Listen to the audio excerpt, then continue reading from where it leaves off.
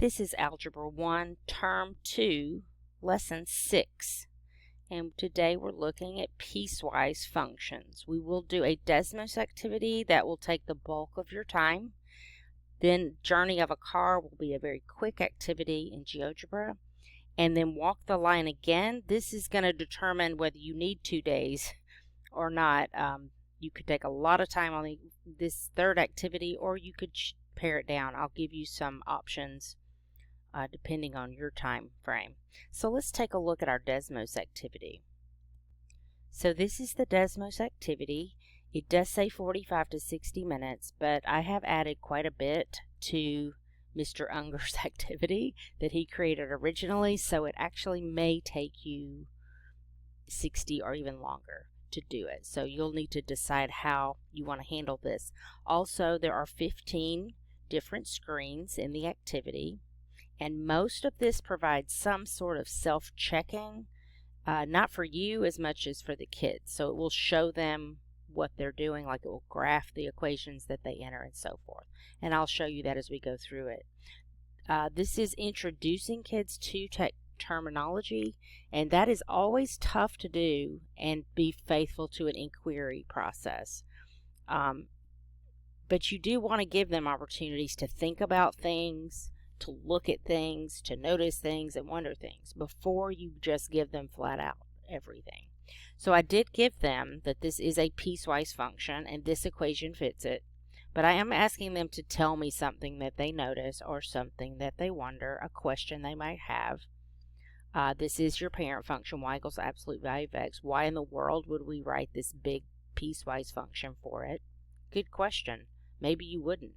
But there are some functions that aren't symmetric like this one, and we'd need another way to write it. So those are good questions. I've given you some teacher notes in pretty much through the entire activity, and if you have never taught this with an inquiry approach before, I've given you lots of questions that you can ask kids to kind of get them thinking about what they're doing and to give them some ways to get started. You will have to show them and tell them things, no question, but just I would say don't lead by doing it that way. Don't start with telling. Don't start with giving them definitions, but let them explore first, and that makes those definitions make a lot more sense to the student. So this one is the introduction to the whole idea of piecewise function. And then this one, they're going to evaluate a piecewise function. So you can basically, I would pace your kids and make sure everybody knows that the f of 2 equals 3 means the x is 2 and the y is 3. Input 2, output 3. They should know this already. We've been working extensively with our function notation, but you never know. There's always a few that take a little longer to grasp that basic concept. All right, on this one, they're doing the same thing again. They're looking for the value f of -4, and they're going to type a number in the box for that value, and they're going to use the drawing tools to mark on the graph. They could type text with using this little text key, and they can use a little, just place a dot on the graph. I do have some sample responses, so be sure to check those. Now they're going to evaluate using an equation. So here's what we have to talk about. How do you know which piece? You have two separate parts, 3x plus 4, 2 minus x. So instead of you telling them which piece, let's see if we can get the kids to tell you which piece they think makes sense and why. So start by giving them an opportunity to do it, and then the kids can let them explain it. You know, explain why did you choose 3x plus 4 when you evaluated using the -1. And how do you do that with the equation? There is a calculator up here they can use if they need it, but hopefully they don't need it. The numbers are pretty simple in most of these problems. This is a self-checking table. They're basically doing the same thing for the rest of the numbers that are in the rest of the integers that are in the domain of this function. I did leave out the two from the previous screen, so those won't be in here. They can't just follow a pattern since I did do that. These are not equally spaced, so they'll need to manually check those. For this one, we're talking about what's the difference between x is less than 1 and x is less than or equal to 1. And this is kind of giving you a little heads up about their prior understanding of the inequality symbols. They've been working with these a long time. I mean, we've been using this since we first did graphing those emojis. So this should be something they know, but you want to make sure they know, because they wouldn't be able to read these equations at this point, or graph them really, without understanding the meaning of these. And then once they tell you the meaning, then they need to decide which graph makes sense. I've given you some teacher moves, some questioning you can use to kind of guide the conversation. Or they may not need any help. They may know this right off. If everybody picks the right answer and gives you a reasonable answer, explanation, then just move on. Here's another one. We have another restriction. This time we have a compound inequality, and they've got the line y is equal to 2x. They can use the graphing calculator to help them get the line, but the graphing calculator really does not differentiate between an open and a closed end point of an interval. So I'm going to graph this for you to show you what it would look like, and then how you can show your kids, and I would show them this, that they can use the graph to help them figure this out. So to determine if the endpoints are open, they must click and drag. They can't just click on the endpoint. So be sure you tell them click and drag.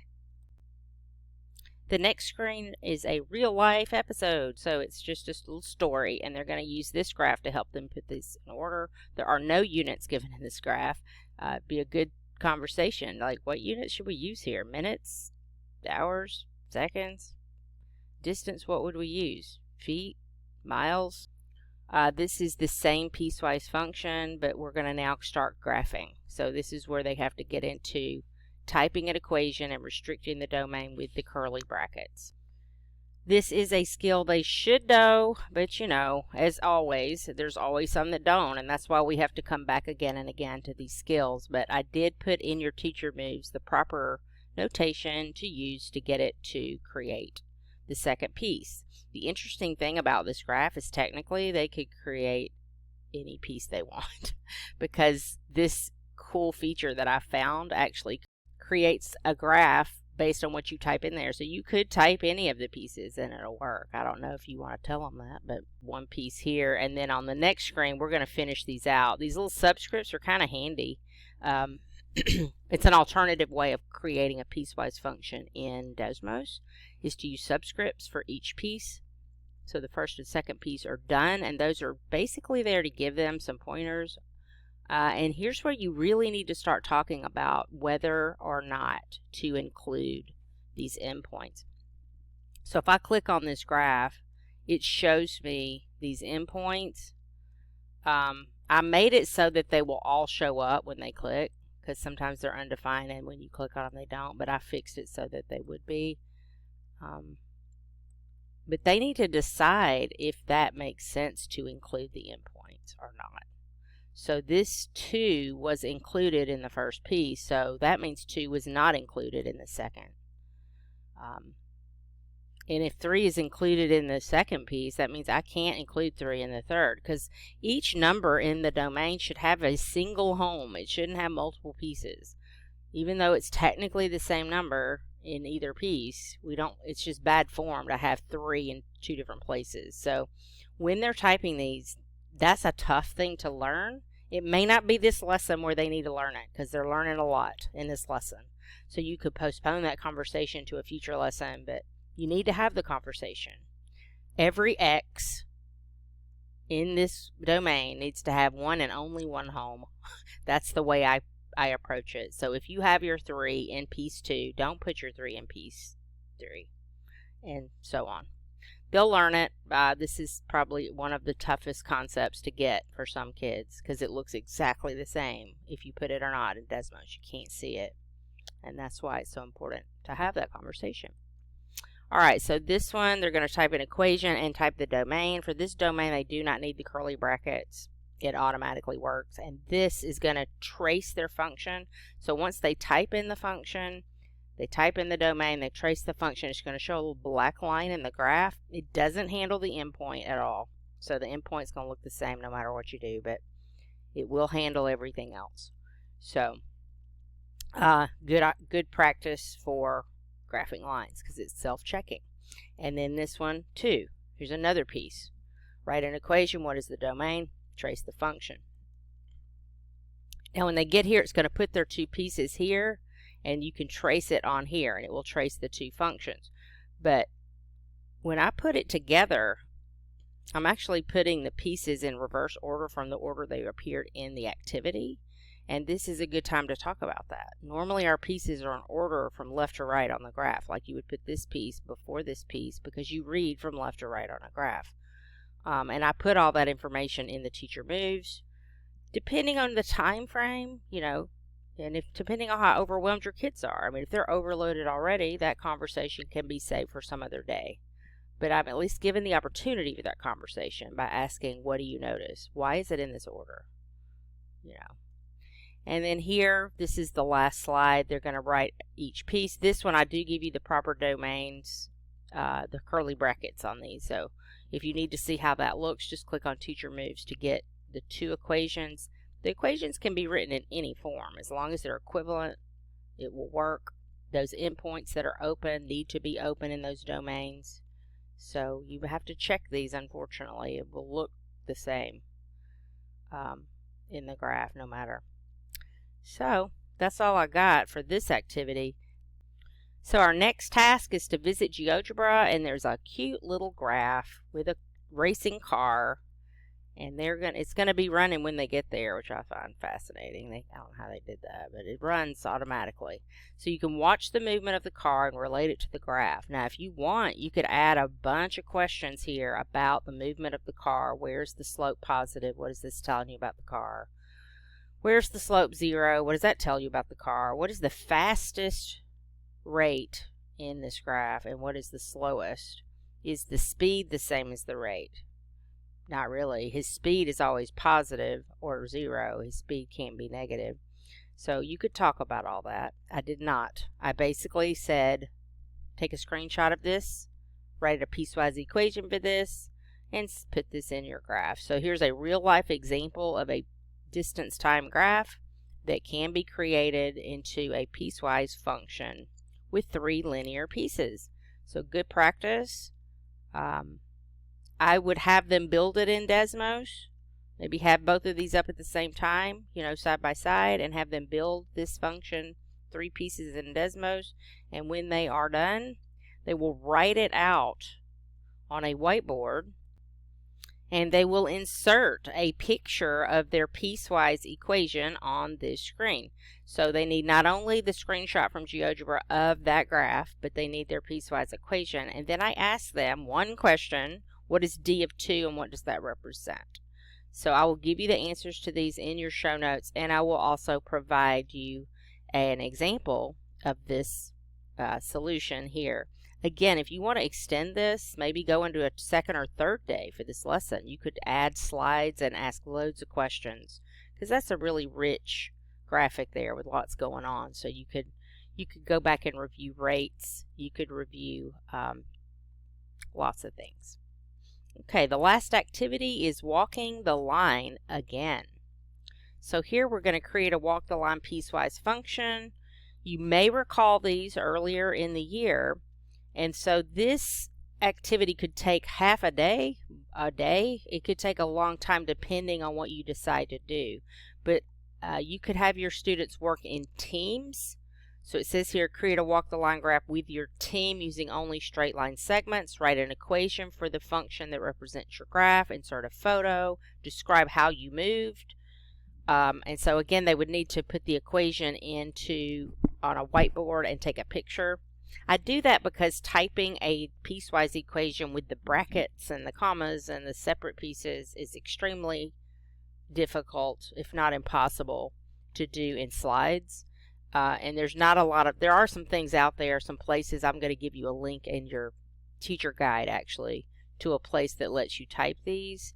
But I don't like the graph because the graph doesn't have any labels, and that kind of annoys me. But I will show you that if you want to use it. But what I'm going to have them do is go back. You could do this as well. You could go back and get the old graphs from the previous lesson. So I just pulled a sample from one of the students' activities earlier this year when they did movement and they used the CBR. You could do the same thing. You could pick a couple of these out and then pass them around and let the classes, let the groups use these to make their piecewise functions instead of physically making the graphs.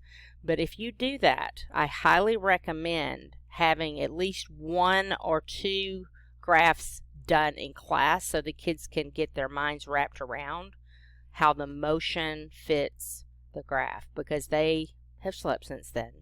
And a lot of these kids are not going to remember, oh, I backed up and the graph went up, and I went closer to the detector and the graph went down, and I stood still and the graph was horizontal. So here is an example of a task done that was really good, but she describes it well. She sketched her graph, which I don't know how that graph matches that calculator because it doesn't. I should have caught that, but anyway, there's a calculator screenshot. And so you could pull graphs, calculator screenshots, and you could put those in and have them do it. So it's kind of up to you. You could also give them graphs and have them try to create the graphs you give them. That's even more fun. So there's lots of ways to do it. If you'll go back to the very first term, one of the first lesson, distance times graph, there are several different resources for that walk the line activity. I think it's called walking the graph. You could use those graphs and have the kids try to create those with this detector and then use those to write the piecewise equations. This has tick marks, by the way. I'm going to show you something else. You'll notice here that this is telling you the y-intercept is 7.972, so it's about 8. So if this is 8, this is pretty close to 8 too, because these are pretty even. And then this is probably at 1 or 2. So even if you can't get it exact, they could guesstimate what they think the numbers are. These tick marks each represent a foot, because that's how I set my calculator up. There's a way to do it in meters or feet. And then this is seconds. S is seconds. So it's counting by seconds, and these tick marks are your seconds. So using their graphs, they can figure out what the units are, and if they do that, then they can describe, they could use those words, seconds and feet, to describe their domains and their ranges of their graph. Anyway, lots of rich information there. It's up to you how you want to do it. I will give you a sample in the slides, and I will give you some links out in your show notes to things you could try with this activity. So however long you spend on this is going to determine the length of this lesson. I would say at least 2 days if you give this a lot of time. If you do something simple like just do one graph in front of the class and then give them graphs to create their piecewise functions, that will only take a few minutes. And that concludes our piecewise functions activity. I hope you've enjoyed this. I spent a lot of time on that Desmos activity, and I will say I wish I had done that when I was teaching it, because I was using a lot of those tasks but in separate activities. It would have been nice to have all that in one place. If you use this activity, particularly that walk the line activity, and you have some really fun things to share, let me know. I'd love to see them. Y'all have a great day.